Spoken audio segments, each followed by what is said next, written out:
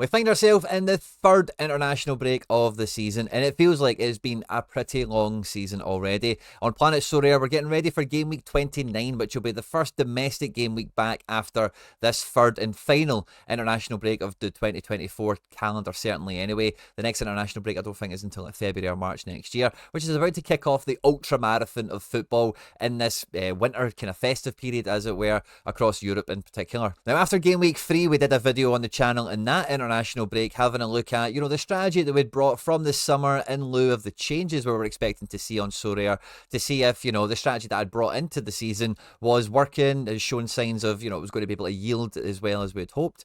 And then the last international break, we did a video kind of similar, but we didn't count cards, cash, or boxes like we did in the first video. It just felt a little bit too quick, right off the back of, the last one. And at that point, to be honest with you, we hadn't really hit a great vein of form. There wasn't really much to write home about. But on this international break, it does feel like the end of the first kind of chapter of the season. With all these international breaks, we've had halfway through the Champions League, the Europa Conference League. All the domestic leagues are basically a third of the way through the season, give or take. And this feels like the perfect juncture to have a look at the first chapter that we've had of the season and have a look at cash, cards, and boxes. How many of them have we been picking up, and how has the squad strategy evolved? And do I feel that the squad strategy is, fit for purpose? Is it ready, willing, and able to take on the leaderboards in this next ultra marathon section that we've got of the season, which historically for FC Barcelona has normally been the section of the season where I tend to do my best, So this is definitely an important point for any Sorare scout or manager watching this, to take a wee step back and have a little evaluation on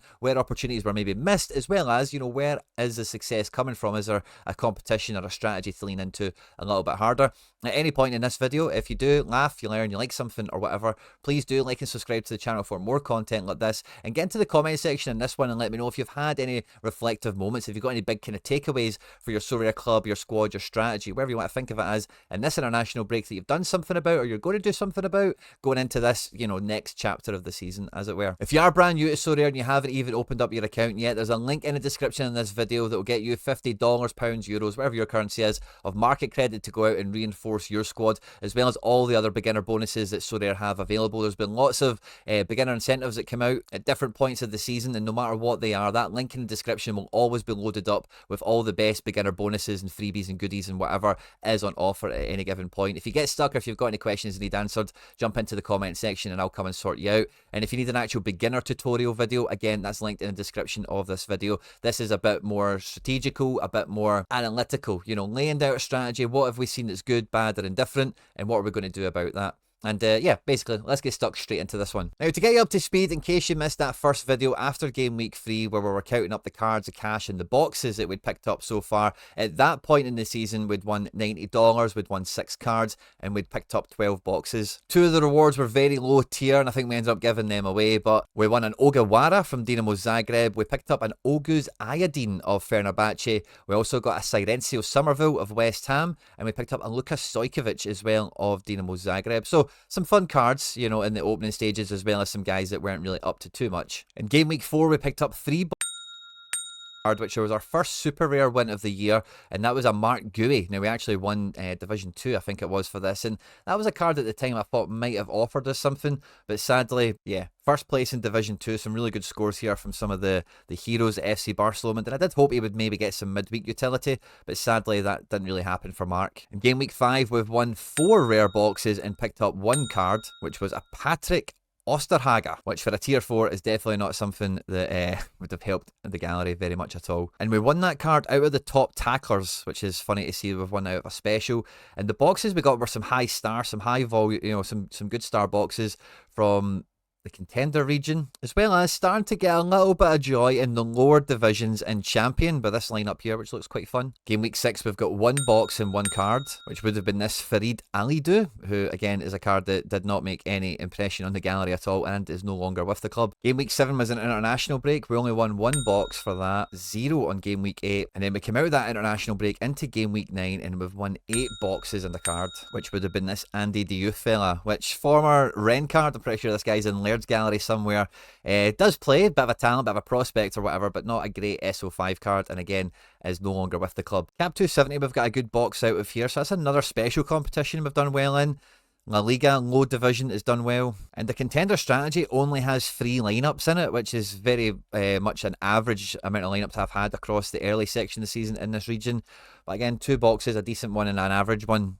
It's a decent enough ratio to see there. Game week 11, we get a limited card and a limited box, which is fun. And I think that card that came out of the special again, it did out of the Mbappe competition. We absolutely smashed it here in the midweek. This was a Champions League game week. Game week 11, we get another 5 boxes in. Game week 12, nothing. Game week 13, 8 boxes and 2 cards. Those cards would have been Yusuf Maziz, who we gave away to one of you guys because of the region that he plays in. The Challenger in season is just not a strategy I'm ever going to be able to get off the ground this year, so I haven't really bothered. And it doesn't look like he stayed in that gallery for very long. Looks like someone's traded him at the pug, which is fair enough. And also Nicolo Tresoldi, who, this win for me, I was actually quite chuffed with it because on top of the Stojkovic, the Ogawara, and there might have been another one. There was guys that, hey, like, they're never going to make a big impact on my lineups, but they are talents, they are up and coming, and depending on how the game weeks lie alongside the fixture list, like, sometimes these guys can be somewhat useful. Again, low division champion has done well. That's a few weeks on the bounce, that's worked out well. The NYC guys smashed it, and then again in contender, we've got 4 lineups now, so we've added an extra goalkeeper in with the Schmeichel at this stage, which is a long overdue addition, and his price point, it just came down low enough finally because I wasn't able at the game week 3, game week 1 section to go in, as you'll see where the squads go, like really round off the edges and really buff up the main in-season strategy, which is contender. So this was a big game week 13. This is a big line in the sand moment where we're getting more lineups out and we should be smashing a little bit harder. But again, we're getting boxes, we're getting a card, we're getting low divisions promoted as well. Halstenberg coming in with a big score, Rakitic and Shaqiri and a Jetty. That's a fun lineup. Game week 14, we get 2 boxes. Game week 15, we get 3 boxes. High star quality. Running them out of the Challenger region with the New York boys again, smashing it in Division 1, which is cool to see. And then, yeah, we're up to 5 lineups now with some of the Japan fixtures coming back in. But sadly, in contender, the goalkeepers have maybe let us down a little bit with some low scoring, not great combinations across the board. And yeah, we've got 2 boxes there out of 5 lineups. But look at the quality of the lineups that we've got here. Fair enough, like Valley and Ida are coming in good at this point here. But Tresoldi off the bench, Kwon being an in-season card here as well. It's a quite a low caliber lineup. And fair enough, it's in a low division, but yeah, the quality of the teams is definitely something I'm being mindful of here when gauging, you know, how well they've done, because at the top end of these divisions, you need the best scores available, and getting midfielders that bring in 48, strikers that don't break 50, never mind getting a decisive, it's just always going to limit your ceiling of success in these game weeks. And having a glance at the champion stuff, a wee bit of just unfortunate combinations. There's enough good scores going around, they're just not in a consistent best 5 being selected, which is a bit of a bummer for me. Game week 16, we get to our 50th box, and just because it is box number 50, we get it from All-Star Special, and this is an international game week with a DNP Tani. That's funny, isn't it? Scales with a goal against Finland, and Kunku scoring against Israel, and, you know, whatever else, so that's funny. Game week 17, again, in the second international window, or the next international window, only 1 box. Nothing in game week 18. And in game week 19, we pick up 4 boxes, which gets us to 55. Again, champion scores are very prohibitive to getting rewards, let's say. But in the rares, yeah, there's definitely a win in 5 there that we just didn't quite get together.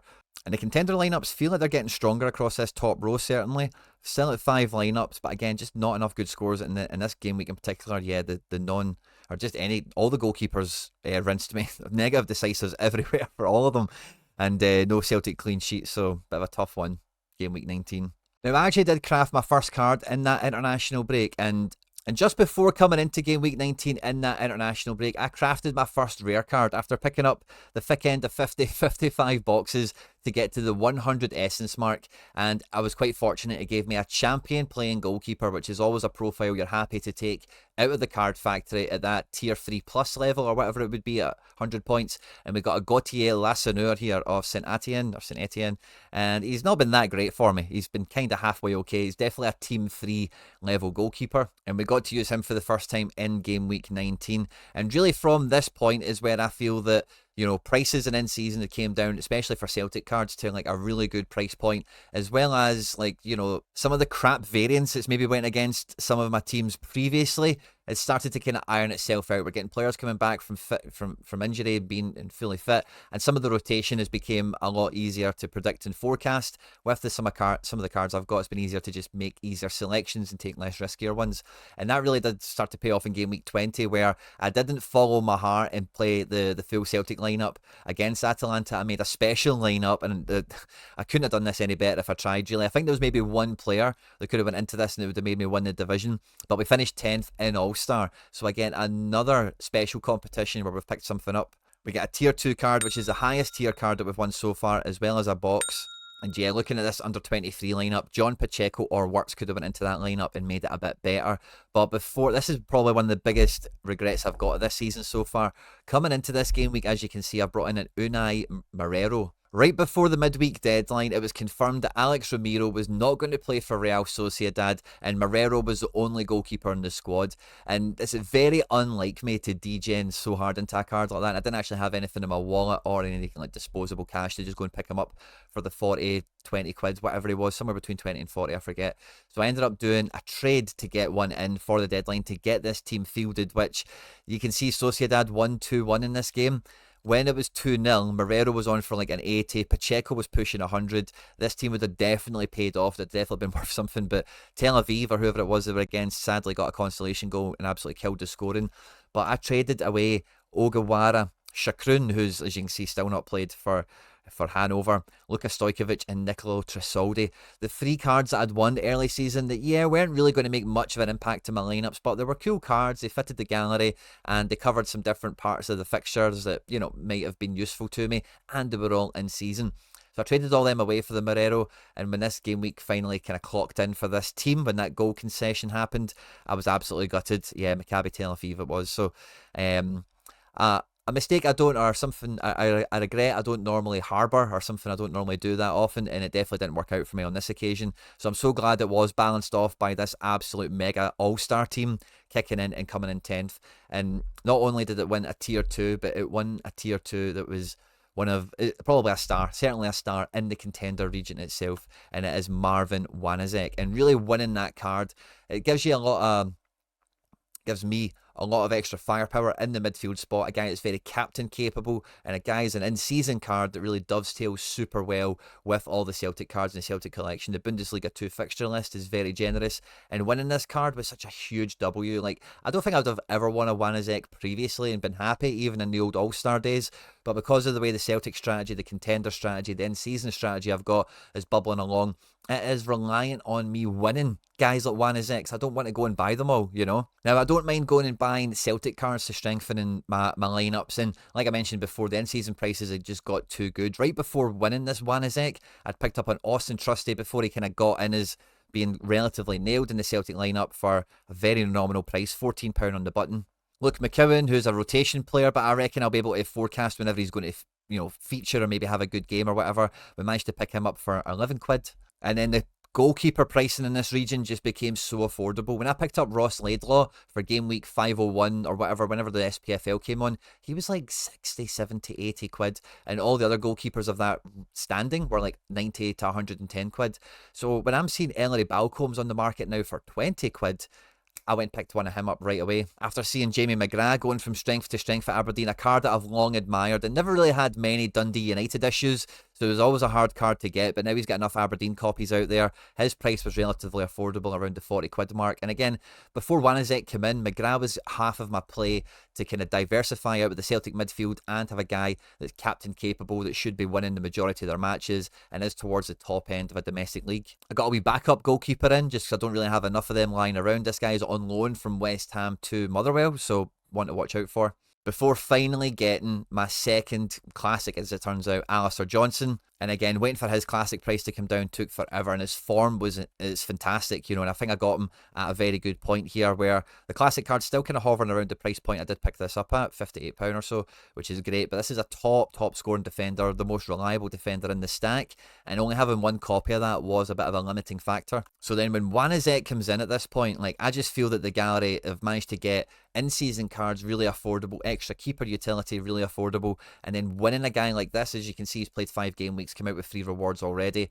He's been an absolute godsend of a W, and like I've seen to this point of the analysis, like playing the special competitions has worked out really well for me. And that pays off dividends instantly in game week 21 as we pick up 4 boxes and $150 in cash across 2 different lineups. We finished 3rd and 11th in contender in season, getting 2 teams promoted, one from D2, one from D4. Some good scores. The McGrath didn't really help us, but the new Balcombe, Shaqiri comes in big, Trusty in straight away, repaying himself. But still a little bit thin across all of the lineups that we've got here, and with some of the non-Japanese keepers and German keepers and whatnot not playing, it was only 4 lineups in this one, but straight away, nice kind of dose, a little teaspoon of success right off the back of, waiting for the price point of some players to come into range where we can go and get an extra keeper or 2, we can go and get a McGrath and a Trusty or whatever, as well as winning that Wanizek. Game week 22, we pick up 2 boxes, and around this time is where the box and the essence payout is slightly adjusted,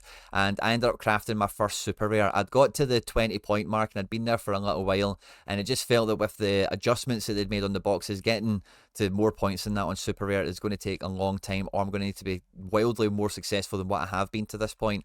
And I crafted a Federico Brancolini, which is very firmly a tier 5 card, but when it's a young defender and he's got some like very minimal Italian youth international credentials, but a backup young goalkeeper is better than a young backup any other position, really. So hey, we throw him in the back of the pile, we'll keep a hold of this one, and we'll see where it goes. And with some of that cash that I won, I thought I'm going to take a leaf out of the book that's just helped me get a bit more success and try and kick on and push on for this upcoming period that we've got. And I went and picked up a Fraser Hornby in season for like £22, £24, something like that. Sadly, he's now injured for a few weeks, so we won't get much utility out of him.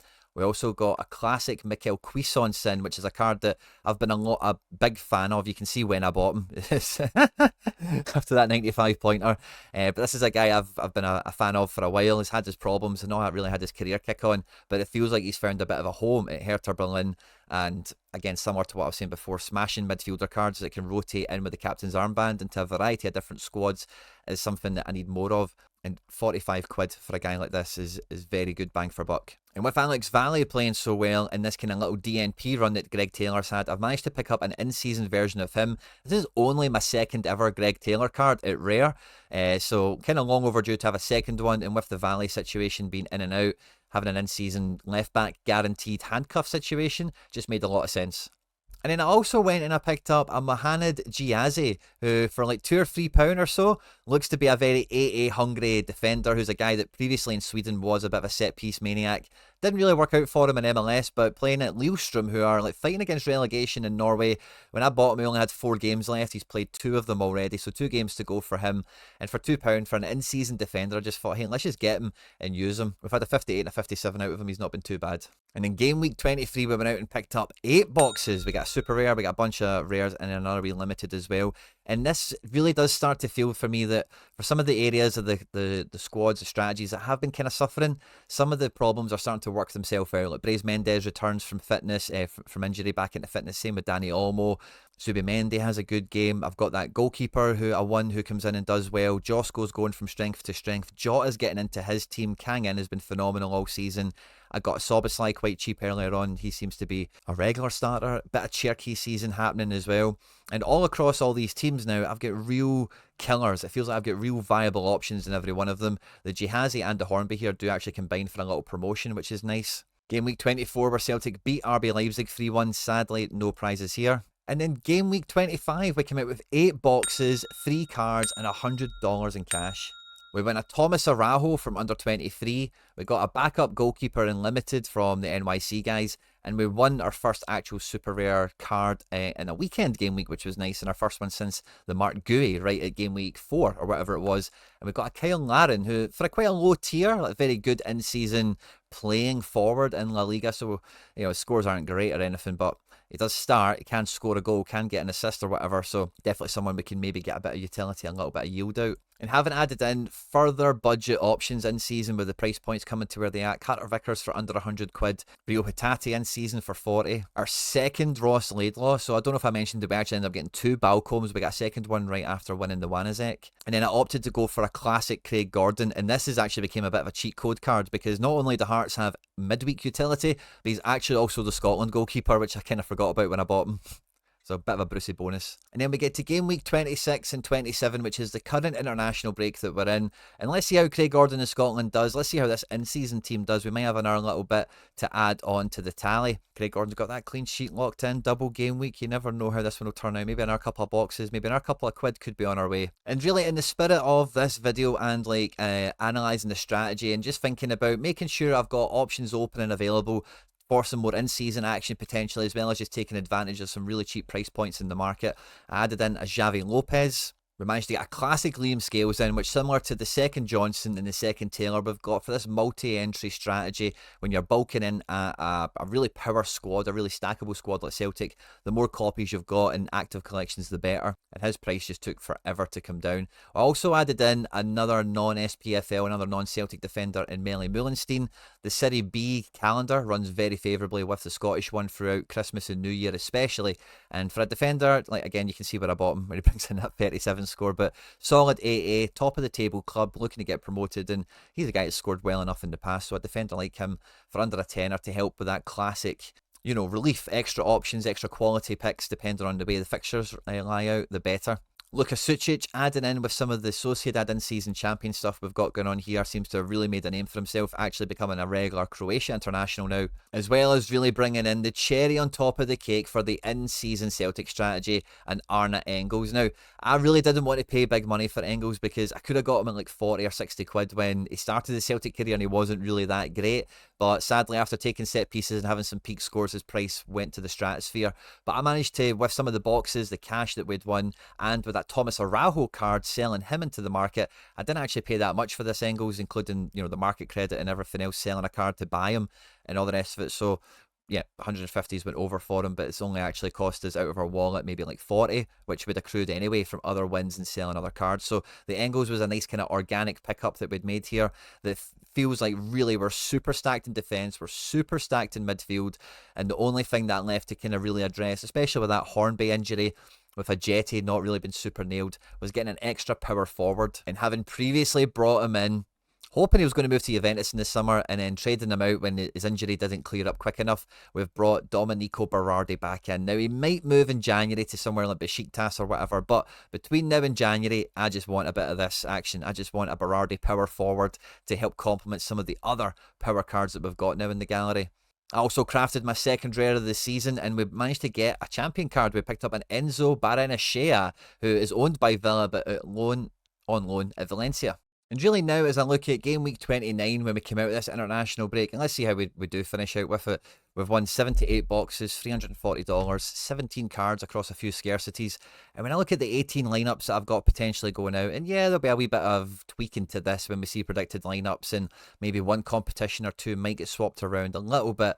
I feel that there's lots of great options, lots of high quality lineups I've got now, not just in, you know, the champion region, which I've kind of had, you know, I like to think I've got pretty good cards in this region and I've done well enough. I've got them up to Division 1, we've won some boxes, we've managed to craft a card out of it. La Liga's been doing pretty well. But having two Matt O'Reillys come back in potentially makes a big difference to this, as well as some of the form continuing that we've seen from some of the players here. Lenormand coming back from injury helps as well. But also, like, even the European segment or the non-MLS segment of Challengers got some interesting cards coming to the fore at the moment. But the contender, like all 6 teams that we're now playing at, whereas bearing in mind at the beginning of this video, we only had 3 teams of strength, we're now looking at 6 teams of strength, regardless of what division each of these teams are in. I really like the fixture profile that they've got. Maybe the Scandinavian 2 that we've got here, we might be losing them soon, but I think we've quite clearly got the depth built in and behind where we can use them, because I've got so many options per position here, and it's just about rotating the goalkeepers, just about rotating the captains, who's the best pick, who's got the best fixtures, and then what divisions could I actually crack. And really, out of all 18 of these teams, I don't think any of them are weak. I don't think any of them have got, you know, some of them are stronger than others, certainly, but I don't look at any of them and think, that's not really going to do anything. I've actually have a good degree of confidence that each one of them has its own individual merit to actually go and do something. And the difference I'm making a little bit here with some of the division selection or whatever is I've realised I just need to be a little bit cuter with, especially in Champion and La Liga and these types of places, playing in the lower divisions, because I don't have that many star caliber guys, which you don't need necessarily. But in this division structure, when you are in the higher divisions and you just relentlessly play your best guys in there, you're subject to one guy wrecking your game week. Whereas the lower the division, you can get some of your better guys in within reason. Like you can see, like I've still got a Division 1 La Liga team here that's pretty strong. And in Champion, my D1 team is the strongest, don't get me wrong, but I'm very happy to put extra strength into the lower ones and not play like an under 23 or splinter into a league. I want to play, some strong cards in some lower divisions and try and get some easy wins. In particular, in Super Rare is where I feel this the most. Like, I really don't want to use my D1 entries unless I feel like I've got absolute boss lineups. I think I want to get into the zone of replicating what I've did at Rare over this first like 20 odd game weeks into Super Rare now, where I need to get a bit more box action. I need to get some low tier card wins. Like that Kyle Larin is a great start. If I can get 2 more cards like that, then very quickly I can be taking this Super Rare contingent into in-season. And with the in-season champion cards I've currently got, like with the exception of the goalkeeper Lassaneur, they're all in La Liga. So La Liga in-season is a division that I've maybe got a little bit of a stack brewing away for here. Sucic and Arumbaru, and maybe Baranashea, by the way. The 3 of them, although not terribly spectacular, are all quite efficient. And with 1 more card, if I know Oskarson's going to play Xavi Lopez, maybe I use the goalkeeper and play it in champion. Like, I'm actually quite close to having a little bit of an in-season champion rare, or La Liga is probably what I want to do, but trading the Lassaneur for a La Liga equivalent isn't as easy as it sounds. La Liga cards are a little bit more expensive than bottom of the table French guys are. But if I can replicate that kind of thing with another 2 super rares, ideally like tier 3s and above, maybe we need to craft, get a bit unlucky, maybe we need to get a poorly tiered card or something like that, then I'm quite confident over the next couple of weeks we can maybe make some inroads into that and just really get more expression across the in-season strategy, because now at Contender it feels like it is fully operational. And I think for being on the limited budget that I've had here, where I couldn't go out and just buy everyone day one regardless of the price, I've had to wait for prices to really come down and be really smart with trading around.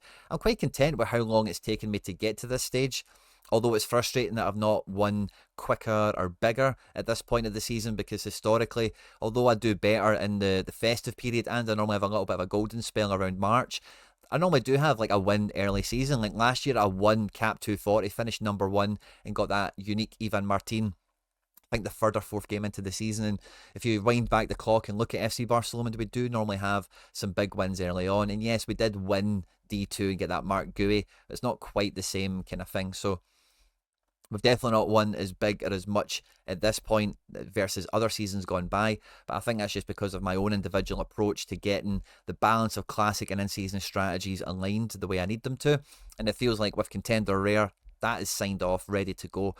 Classic Champ, La Liga Classic are just about there as well, just a wee bit of in-season, and we'll see if we can have a bit of fun with that across this season. And with Super Rare, we've definitely tried to play the higher divisions far too often, and it's got us nowhere. So we really need to kind of go back 2 steps to maybe go forward 3 or 4.